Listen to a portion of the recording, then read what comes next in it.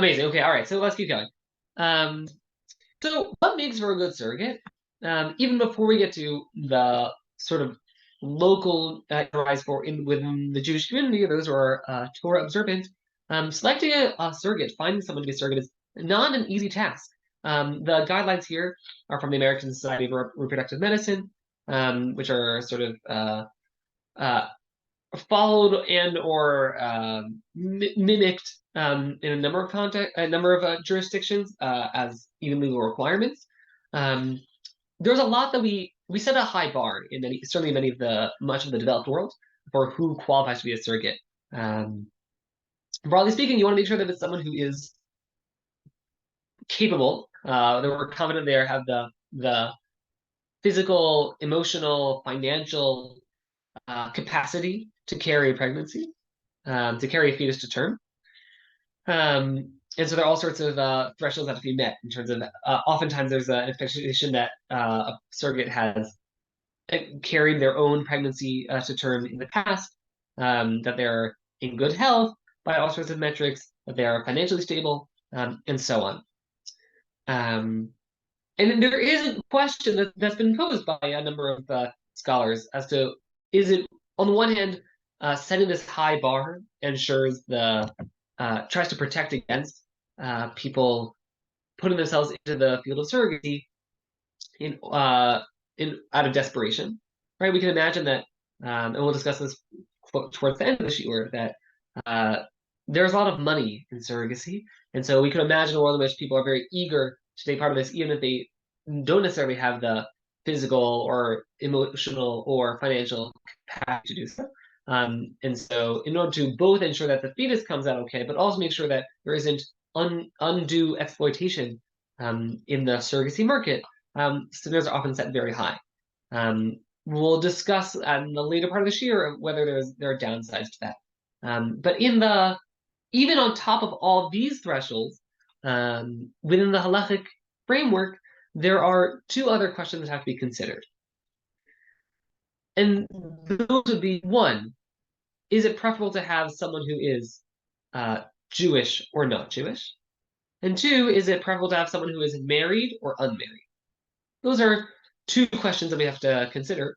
Again, we could formulate it as which is preferable or even what's allowed. Is it permissible to have a Jewish or a non-Jewish surrogate? Is it permissible to have a married or unmarried surrogate, as the case may be? So that's what I want to look at today, and how some of the discourse around this is continuing to change, even to this day, as cultural norms seem to be adapting. Okay. Preliminarily, let's see if I can do this here. No, okay. So preliminarily, what's really interesting when you look at the conversation in the halacha context, is that the way that the conversation looks depends a little bit on what part of the world you're in. Where we don't obviously, in a shiur like this, don't have the opportunity to look at all that has been written and said on a complex issue like surrogacy, but just taking some pieces that I hope will sort of bring the ideas to the fore. So an article that came out in 2013 by John Moika, who's has a medical background, and Ramosha Tendler, who has both a rabbinic and a medical background, on questions around surrogacy, writes as follows. In summary, as you can imagine, there's a great deal that they wrote before, but in summary, the various reasons, we list four, I'll get to them in a moment, may be sufficient halachic grounds to discourage or even prohibit infertile couples from procuring a Jewish woman as their surrogate. And Dr. Loic and Rav Tendler are very clear about the fact that they think that it is highly, highly preferable that in the event that a person, a family, is looking to use the assistance of a surrogate and bring a child into the world, it is highly preferable, maybe even obligatory, to only do so with a non-Jewish surrogate rather than with a Jewish surrogate. And they list four possible issues that can come up, namely the laws of erva, the possibility of producing non-genetic crokin, the prohibition of self-injury, and the potential risk of infidelity between the genetic father and the surrogate. I don't want to give you all their text, but I'll just walk through what they have in mind. I'm going to go backwards. Okay, the potential risk for infidelity between the genetic father and the surrogate. I don't know where they got this from. They write that there's evidence that it happens sometimes that the genetic father gets really excited knowing that the surrogate is carrying his genetic child in her body, and that'll make them get really close to each other, and then there could be infidelity, and it'll ruin the marriage. And they said we have evidence this has happened. Okay, maybe they heard of a case or two, but there's a lot of cases of surrogacy in the world where that does not happen. So I have a hard time, getting too worked up about that particular concern. But they list it as an issue. Okay, moving right back. The prohibition of self-injury. This is an interesting one, which is, in principle, it is prohibited to cause harm to yourself. This is a key issue that comes up in the later rabbinic discussion, of the world of nizikin, of damages. It's not exactly clear where this prohibition emerges from in the Torah. Right? The Torah doesn't say explicitly that you can't cause self-harm, but it's pretty much agreed upon in later rabbinic writing that you're not allowed to cause harm to yourself, knowingly or willingly. Right? There are questions that come up, for example, about cosmetic surgery. Is it permissible to undergo cosmetic surgery knowing that you are doing harm to yourself, even putting yourself at risk, when there isn't necessarily a clear need? Now, it is definitely the case that you're allowed to cause harm or put yourself at risk, under certain circumstances, if you are trying to save yourself, right? If you need surgery, or maybe even to save others, depending on the professional field that you're in. But it's funny to say that there should be a prohibition of self-injury for a surrogate, meaning, again, the surrogate would be taking on certain risks, right? Any pregnancy comes with certain kinds of risks that are involved, and there can be physical, emotional, financial repercussions that could emerge. Something goes wrong with that pregnancy. But it's funny to think that there would be a prohibition of that the prohibition of self-injury would mean that one can't be a surrogate. Why is that? Do we want to throw out an answer? Why might it be the case? I'll just clarify the question. Why might it be the case that it's difficult to claim that the prohibition of self-injury is a reason why you can't be a surrogate? Because pregnancy is a risk. Yeah, okay, thank you. Yeah, if the prohibition of self-injury means that you can't be a surrogate, it also means that you can't be a mother ever, meaning that you can't be a birthing mother, I should say. Right? It's not only an issue for surrogates, it's an issue for anyone who wants to become pregnant. And it seems hard to believe that it would be prohibited to become pregnant. That Well, seems to run counter to but there basically are anything we know about the Torah. but there are some additional risks with the kind of the IVF implanting an embryo than just pregnancy, getting pregnant in the normal way. For sure, there the hyperstimulation of the uterus in order to allow for it to accept the embryo. Right there are issues that could come up. The question is it how much risk is there in a case of surrogacy that there isn't in a case of pregnancy, a sort of a traditional case of pregnancy, I should say, and is that difference enough? Because if not, then it should be prohibited to become pregnant. Now, Rav Tendler tries to argue that it's different because in a case where a person becomes pregnant, meaning in the context of in the context of within a marriage, so then what you are engaging in is the mitzvah of puravu. There's a mitzvah, presumably, to bring children into the world. How exactly we navigate what constitutes the mitzvah of puravu is a funny question. Because there are all these weird technicalities. For example, there's a notion that only men are obligated in puravu. I'm not sure how anybody plans to have children that way.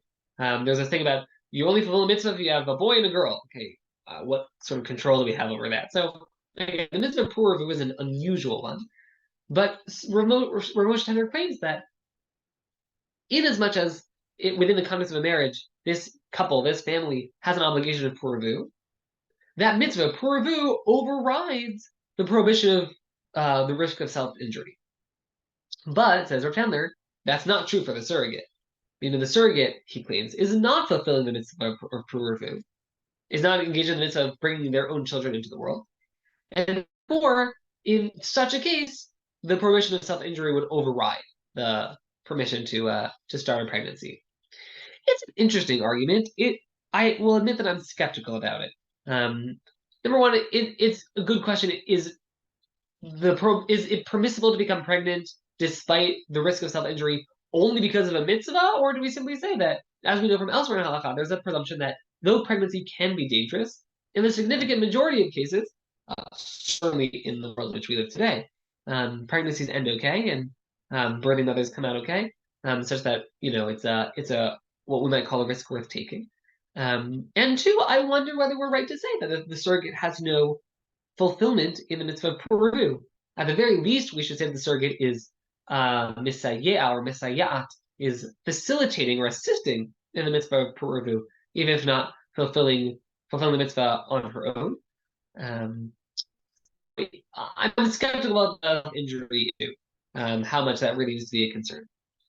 I think the stronger arguments that he raises are points 1 and 2. Point 2 is the possibility of producing non-genetic Krovin. What he means by this is that, as we discussed in the past, there's some disagreement about, in the event that you have a gestational mother and a genetic mother, meaning the person who provides the egg is not the person who carries the fetus to term. If those are two different people, then which one of them is the halachic mother? And there's a fair amount of consensus that, in light of the fact that there's so much machloket about it and that we can't really figure it out, we should act under the presumption that both of them should be treated as mothers. So if that's the case, then we have to treat the surrogate as the mother, as the halachic mother of the child, even though there would be no genetic connection between the child and the surrogate. And then if the surrogate has other children, then the surrogacy child and the non-surrogacy child or children of this same woman would be considered krovin, or be considered halachically related to another halachic siblings, even though they share no genetic material. Now, there are all sorts of rules that apply to krovin. Low on the totem pole is that there are obligations like, burial and shiva and things like that. But most importantly, there's a prohibition of incest. Right? There's a prohibition of their marrying each other or sleeping with each other. And we'd run the risk that there could be people who maybe don't realize that they're related to each other. I should even say, it's not only a case of from one woman surrogacy children and non-surrogacy children, but multiple surrogacy children, right? Who similarly have no genetic connection, but perhaps halachically they're krovin. They could end up marrying each other, not knowing that they're related to each other, not knowing of checking to see if they're related to each other, because they would have no overlapping DNA. This is a concern, I suppose, but it's still pretty rare. Like, there have been cases that have come up of folks who have managed to, try and marry someone. It turns out they actually, are kind of siblings by some metric, but it seems unlikely. And also, it all presumes that we are going to treat the gestational mother as a halachic mother. But if we choose not to, then we would say there's no such thing as non-genetic growth. Perhaps the central issue here is what's called the laws of Ereva. Is there a concern of Ereva? Meaning, is there something prohibited about a Jewish woman carrying within her a fetus that comes from someone that is not her own spouse? Arguably, if we have some notion of marital fidelity, that sex and childbearing, good question how much they're related, we'll get to that, are meant to happen within the context of marriage, having a Jewish surrogate for, let's say, a Jewish couple means that there's more than two people in this story of the world of sex and childbearing. And maybe that already is a problem of Ereva. It's sort of tantamount to one might say, we will look at other options, but it might feel a little like an extramarital affair, right? There, the man, right, has now caused it to be the case that his own sperm, or as the case may be, the sperm or already an embryo, headed up into some other woman's body. Is that a problem? So for all of these reasons, Dr. Look and Rabbi say the best thing to do is have a non-Jewish surrogate, because all these issues don't apply.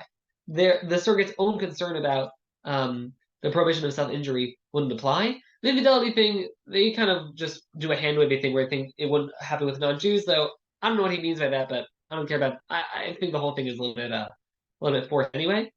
But more importantly, in terms of the laws of erva and producing non-genetic protein, if the surrogate is not Jewish, then halachically there isn't a relation between them.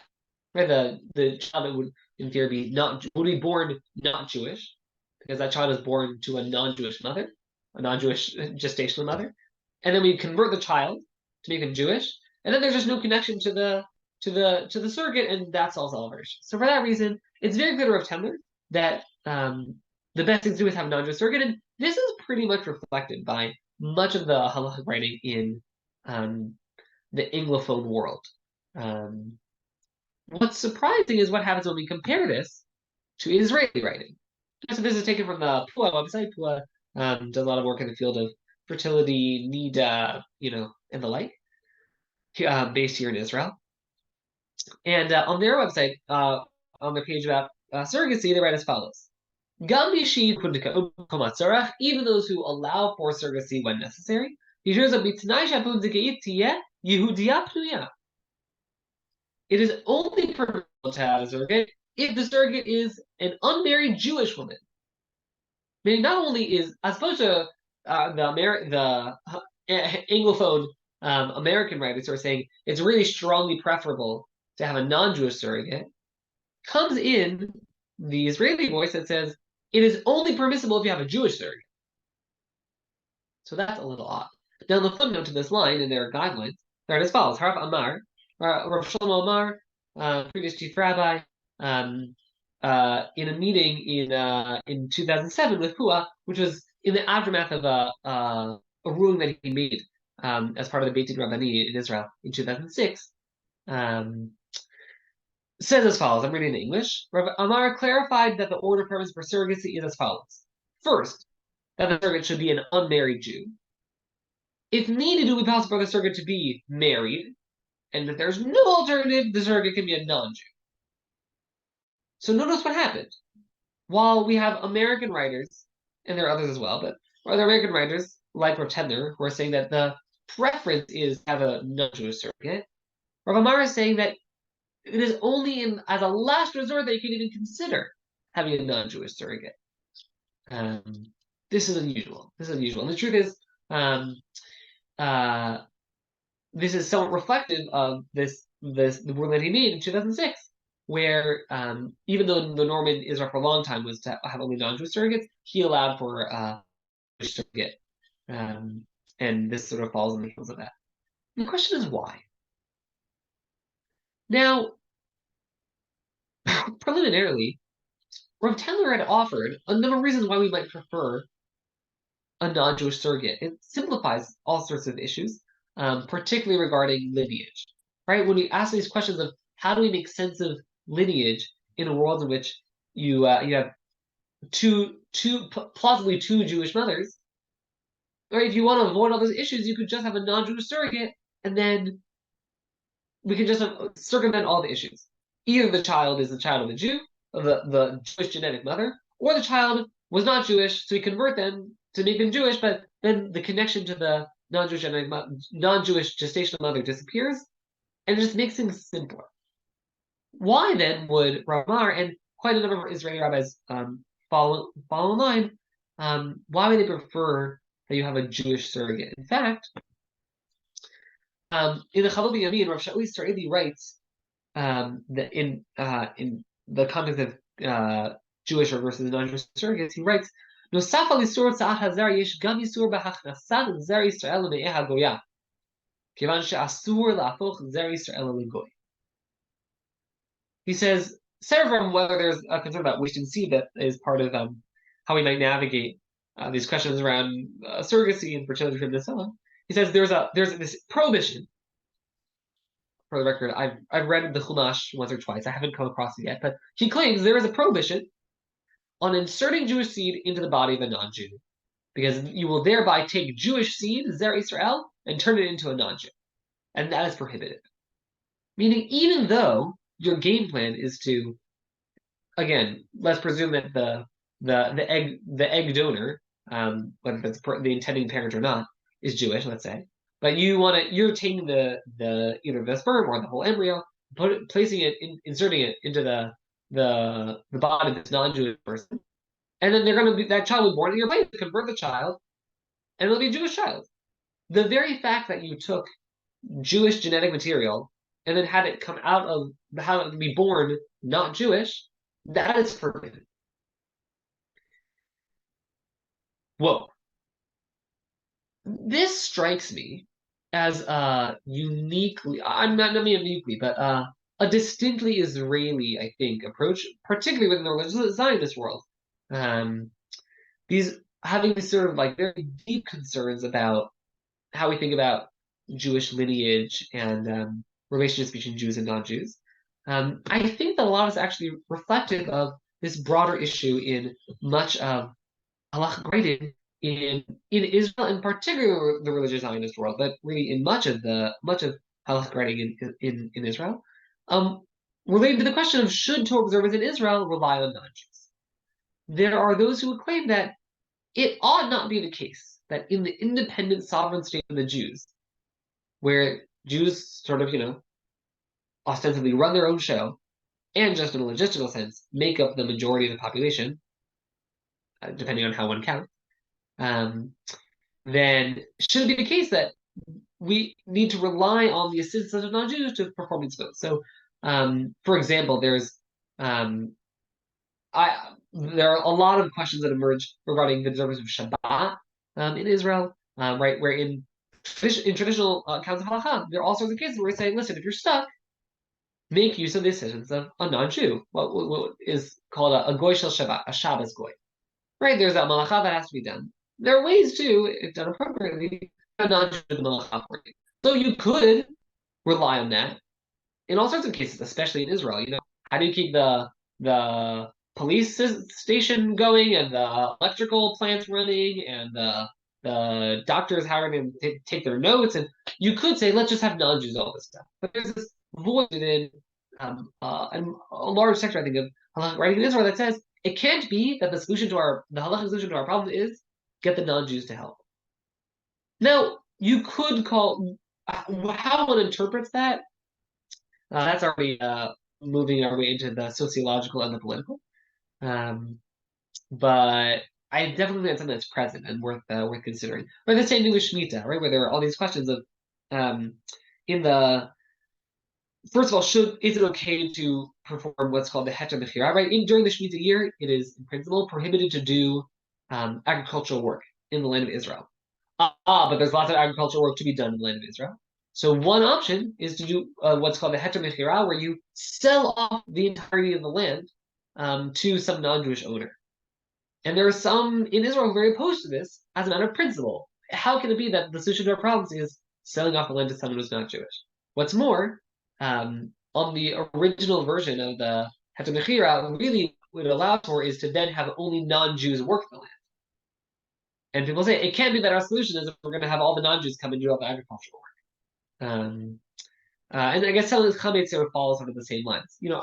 How much are we going to make use of the assistance of non-Jews in mitzvah performance? So I think part of what's notable about the current discourse on surrogacy is that my sense is that it is still the norm outside of Israel that it is considered preferable to have a non-Jewish surrogate because it just allows you to circumvent some of these naughty areas of the halacha in terms of how we navigate lineage. And yet, there's also, on the flip side, in Israel, more of a sense that we should prefer Jewish surrogates and I think it stems from the sense of it can't be that the halachically preferable option involves getting non-Jews involved in the story. Now, you could also read this in a sort of more straightforward sense, which is it has something to do with values or one's approach to Zionism, and it really is about the supply chain. In the state of Israel, there are only so many surrogates available who don't identify as Jewish. And so for that reason, there's also just a pressure to allow for Jewish surrogates, while on the flip side, say in, I don't know, the US or Canada, most of the available surrogates are going to be non-Jewish. So it's actually much easier to say that a non-Jewish surrogate is preferable. So all these factors certainly seem like they're at play. But I think it's really interesting to notice that changing. Um, and my sense is that there's also it's also reflective of a still like a developing change in the field in terms of people's experience or sort of relationship with the surrogate. I think that right, they're trying to sort of mask over surrogacy. I think was more popular in earlier phases of the modern history of surrogacy, such that you have the support of a surrogate, but you pick up the baby. Good question even how much you meet the surrogate. The parents who take the baby home, and then so that's it. The story ends there. And there's an emerging culture of no, you kind of want to know who that surrogate is, or the child wants to know who that surrogate is, and whatever that relationship is. And because of that, I think there's some growing pressure in Israel that okay, there's going to be this person who you isn't just a black box somewhere in your history, but is someone who kind of you have some sense of relationship with, however that gets defined. And then there's more pressure for that to be someone who is from within the community, identifies as Jewish, and so on. So for all those reasons, I think that this is a real machloket, is it prevalent of a Jew or a non-Jewish surrogate, and the issue remains unresolved for all of these again emerging and still changing issues. That's point number one. Point number two is about choosing between a married surrogate and an unmarried surrogate. An unmarried surrogate certainly makes things easier. Again, let's presume we're talking about a Jewish surrogate. If a person is unmarried, then the concern about erva, or the concern about effectively committing adultery with the surrogate, is somewhat lessened because, in a sense, we might say that adultery doesn't apply the same way. We're talking about a married man and an unmarried woman. Again, at least on a traditional approach to halacha. But there still is a question to be asked: would it, in theory, be permissible for a married woman to be a surrogate, a married Jewish woman? And part of why this matters a lot is because as mentioned in the ASRM guidelines, and this is the norm in the US, in Canada, and in the state of Israel, surrogates are expected or required to have carried a pregnancy of their own to term before becoming a surrogate. Now, it's possible to have a child without being married, but a significant number of people who have been pregnant in the past and carried a pregnancy to term are people who are married. And so if surrogates need to be unmarried, it significantly limits the pool of people who can be surrogates. Now, interestingly, the question of whether the question whether a married woman can be a surrogate is halachically parallel to the question of whether one can use a sperm donor. I'll explain that. If there is a concern about, again, on a traditional kind of halacha, of a married woman, it is considered adultery when a married woman sleeps with any other man. Then if we think that the insertion of sperm or an embryo, I suppose, into the body is tantamount to having sex, then that problem exists for a sperm donor. That's some other man to the married woman within a family, or in a case of surrogacy, where there's either just the sperm from the intending father or the embryo from both parents, which then goes into the body of this other woman, the surrogate. And so the halachic conversations are parallel. And so some we're going to look at here comes from the one but applies to the other. So that's the question we have to ask. Does it count as adultery if the sperm of a man makes its way to the uterus of a married woman, a married Jewish woman, if it doesn't happen in the context of sex? This is a machloket. The person who carried the strongest view on this is the Satmara, Rabbi Teitelbaum, who pointed to the following verse in Vayikra. Right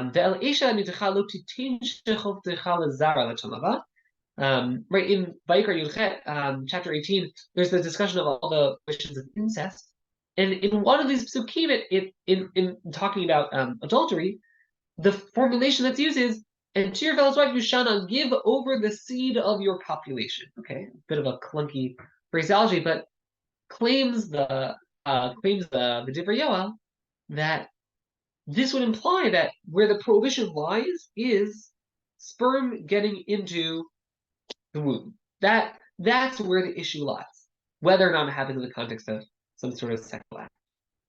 And he points to the Ramban on this pasuk, who writes, "V'eshar shamar lizera lazkir ta'am ha'isur, ki lo yivada hazera lemiu v'yavo mizeh to'ibot gedolot v'ra'ot lishnehem." Says the Ramban, the reason why this formulation is used here in this pasuk regarding adultery is that it points to what's wrong with adultery, which is as someone will lose track of whose seed is whose seed is whose, and this will lead to great abominations for everyone. By which the Ramban seemingly means that if we have no restrictions on whose genetic material ends up in whose body, then we have no good way to keep track of whose children belong to which parents. Which children belong to which parent. And so, if that's the case, then the problem of adultery and incest more broadly is not about the sex that happens, but is about the genetic material going from one body to another, such that it will be a problem in a case of surrogacy, in a case of sperm donation as well.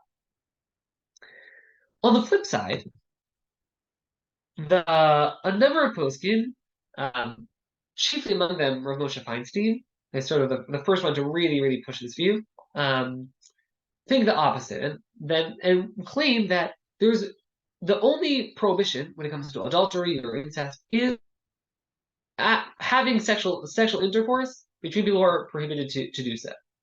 But genetic material moving from one body to another is not where the problem lies. And he brings evidence from the Beit Shmuel. Beit Shmuel is a commentary on the Shulchan Aruch, who himself, really what's important is that he's quoting, I'll read inside, Matzati behaga smak yasham b'shem ma'orenu harav per.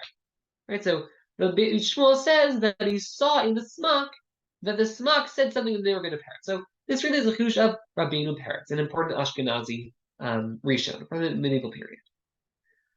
It goes as follows: Isha nida yachol lishkov asedinei ba'ala. He says, in principle, a woman who's in a state of nida is allowed to lie down on the sheets, the bed sheets of her husband. But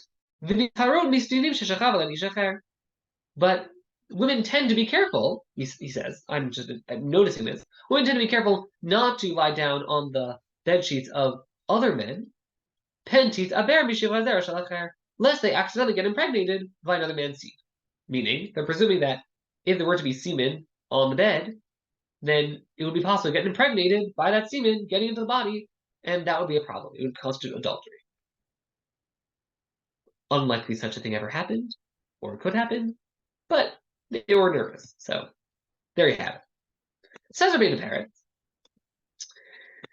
Kevan de'in kan bi'at isur, havlad kasher legamri, afilu titaber mishichat zera shel acher. He says, but honestly, since there was no forbidden intercourse in such a case, right, where this woman managed to get impregnated by semen that was on some bed sheets, again, kind of similar, basically, to a sperm donation or an IUI. He says that the child would be fine. The child would not have the status of a mamzer because there was no bi'at isur. There was no forbidden act of intercourse that would produce the mamzerut. He says there might be still some other halachot that might get applied to this like funny case where you end up carrying, or a married woman is carrying a fetus whose genetic father is not her own husband, called havchana, and right, which is making sure that we keep track of, by whom she was impregnated. But the point is, the child would still be fine. So if this is the case in this unusual sort of sci-fi case from the medieval period, it should probably be true in our cases too. The prohibition of adultery, and related to the prohibitions of incest, only apply when there is a forbidden act of sex that happens, but not if sperm goes to a uterus, even if those people are not married to each other.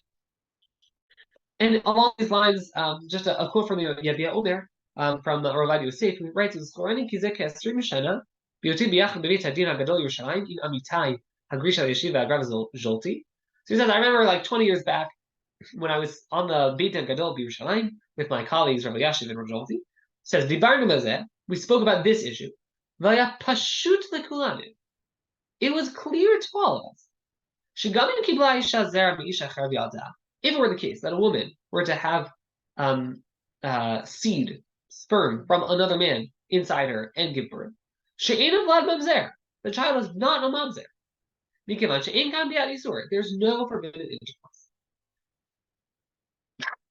Now, if this is the case, if we follow this line of reasoning, then there really should be no prohibition on a married woman being a surrogate. Right? If we say that there's no mamzer that is produced, then really married women should be allowed to be a surrogate. It's only if we're concerned about this possibility that maybe we have to consider it adultery, even when only genetic material passes over, without some sort of prohibited sex act. So why all the holdup in halachic writing about married women being surrogates? A lot of it stems from whether textually or at least conceptually, from the argument point put forward by Rav Zalman Chaim Goldberg. Here he writes about it in 1999, where he was asked about whether a married woman could be a surrogate, and he writes as follows. I'll read it in English. He says, a child born to a married surrogate, when the father is not the husband of the birthing mother, risks suffering from a tarnished personal status. And he says, even if we conclude, along with another 100 rabbis, that there is no impermissibility in the case of a married surrogate, yet one rabbi or a few think otherwise, the child will be harmed. He writes, and this is reflected in a lot of the writing about this issue, where in terms of whether a married woman can be a surrogate, they won't say it's forbidden for a married woman to be a surrogate because it constitutes adultery. They'll say it's forbidden for a married woman to be a surrogate because even if it is the case that someone thinks that it doesn't constitute adultery, since there is a view out there that it constitutes adultery and that the child is a mamzer, it would be wrong of us to take a risk, to set up a scenario where a child might be considered a mamzer by some people. And we don't want to run into that problem, right? It's just that the risk is too high.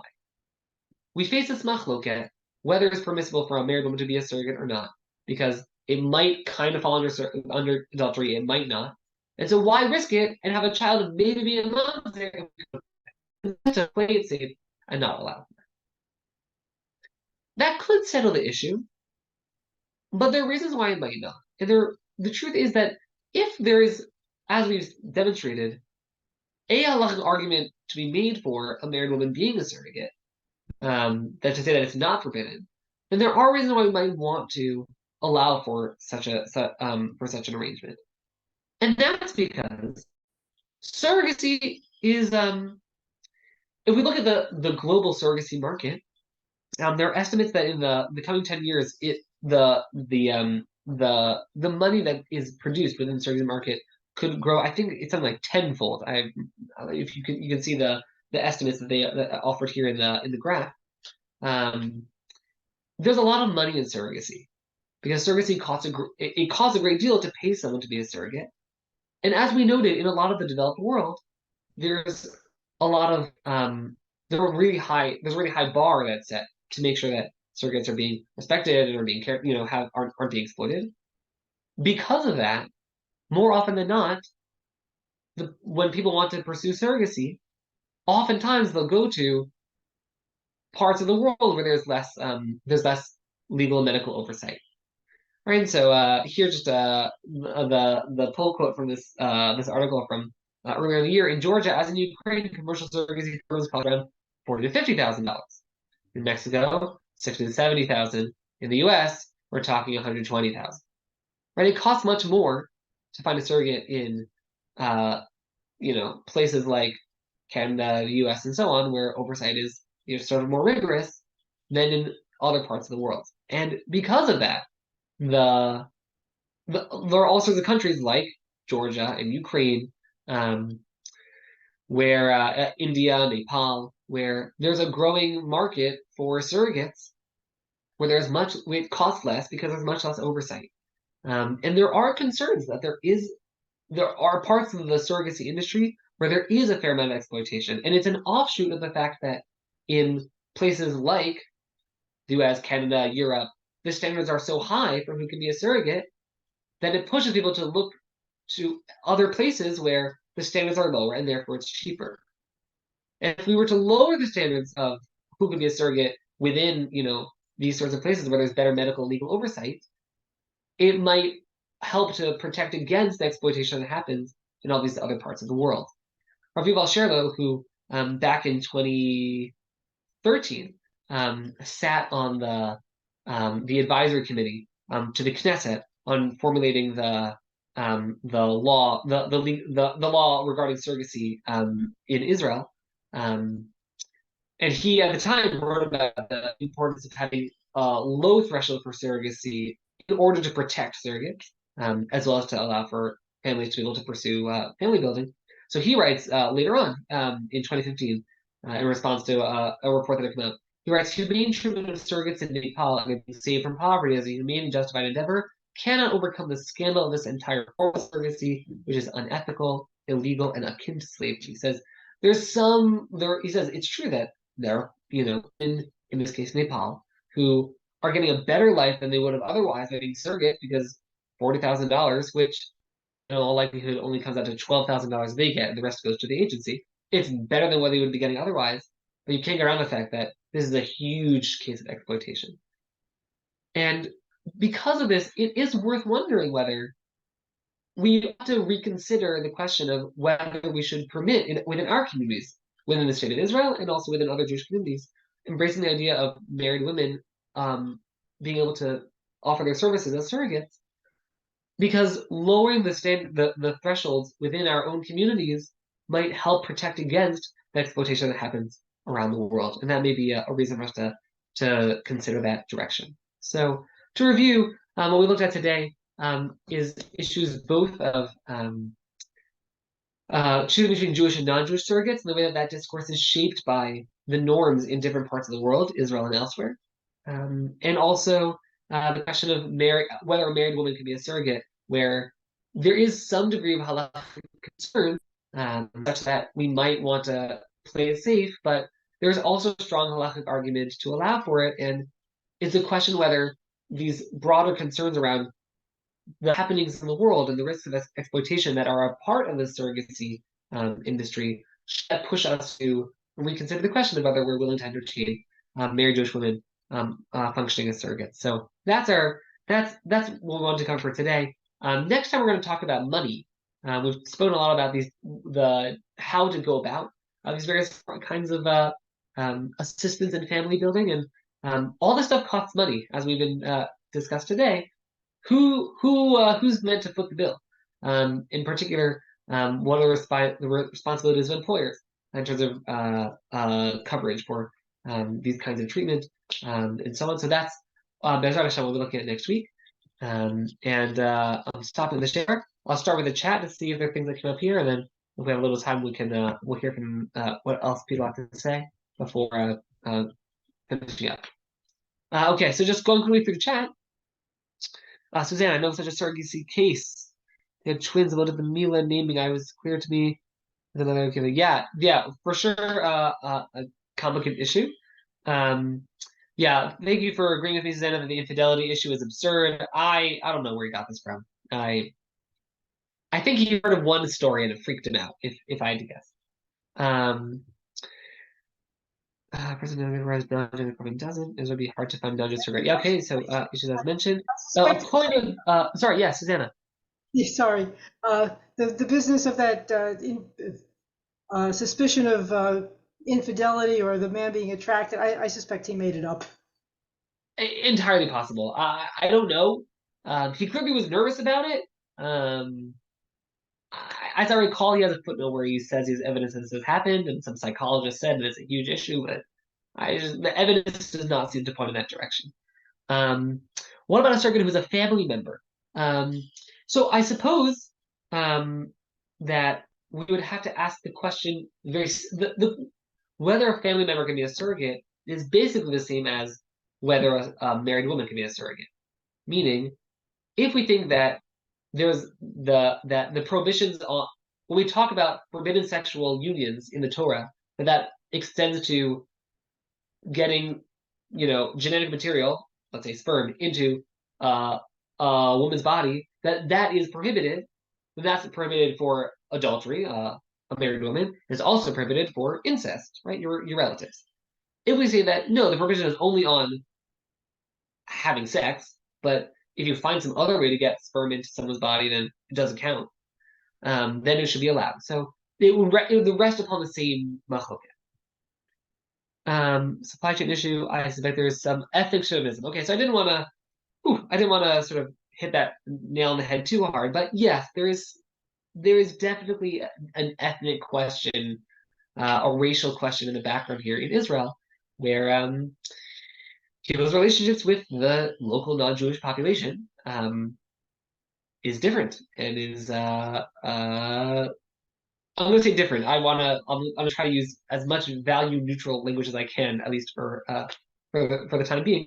But yeah, I definitely presume that the ways in which Jews in Israel relate to the people around them who are not Jewish, and the way that Jews in other parts of the world relate to the people around them who are not Jewish, that is part of the story here about whom people are willing to have as surrogates. Okay, so the point about Tutela Zera not being a sperm donation, I guess the claim there is that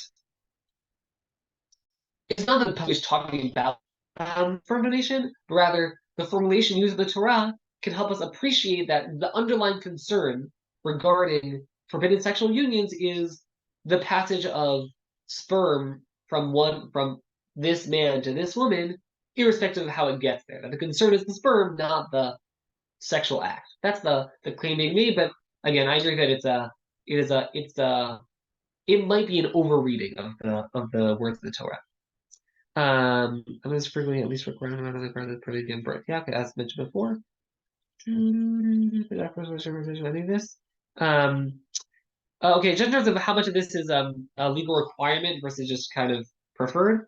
There are so many agencies have their own certain agencies have a lot of power in the story. They have their guidelines, which are often modeled after the ASRM or similar standards. In Israel, it's all legal requirements. It's all over by the state. And I think in the US, it's state by state.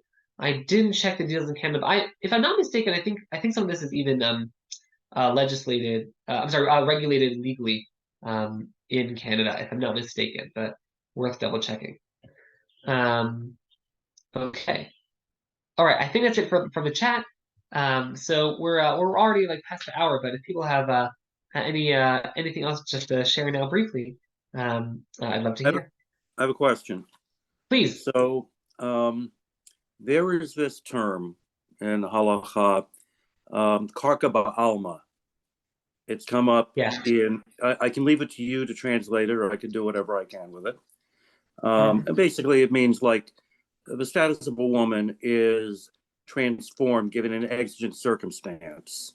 So whatever her status is in some sort of a sexual mode is transformed because of that circumstance. Like, for example, a rape during war. Here, we seem to have now full knowledge of fertilization and genetic material and whatever that status is. And the fact that here we have a woman who is in some ways, especially if we're talking about money's being paid, a disinterested party and very much a third party. How much of that could influence the previous thinking about what the status is of the individual who's gestating? Yeah, you're right to say that in the background of how we think about surrogacy halakhically is not only a question of in what manner is surrogacy allowed or not allowed, but what bearing might it have on how we think about other parts of childbearing. Right, so for example, right, there's this machloket, as we discussed previously, right? Who is the halachic mother, the genetic mother or the gestational mother? And we looked previously in a previous session about how we might argue one way or the other. So there's a fellow by the name of Rabbi Tzvi Reisman, who argues that the advent of artificial wombs, in addition to the questions that artificial wombs raises, also would lead us to the conclusion that genetic mothers are halachic mothers, not gestational mothers, because evidently serving as a gestational environment is something that even a non-human can do. Like you can even do it with a machine. So it must be the case that the only mother that really counts as the mother is the genetic mother, right? So that would be a case where it's not only a local issue about artificial wombs, but how does that impact how we think about the system more broadly? Right? So I suspect you're right. We have to do that with surrogacy also, where we have to call into question, what does it mean for us that we have for a person to be, merely the incubator, so to speak, of the child, but not intend to be the parent or part of the marital relationship? How does that shape how we think about this, the whole thing? And some of that I think is waiting to be determined. As again, we as a society are still trying to figure out what modern surrogacy means for us, and what is the role of the surrogate in the story. Still to be seen. I think I'm seeing we're already 9:04, so I think we'll pause it here. Thank you everybody for bearing with us at the beginning as we were just working on the technicalities, and Bezrat Hashem, next week we'll have everything ready to go, already on the hour, if not before. Thank you for being with us, and looking forward to learning Torah with you next week again.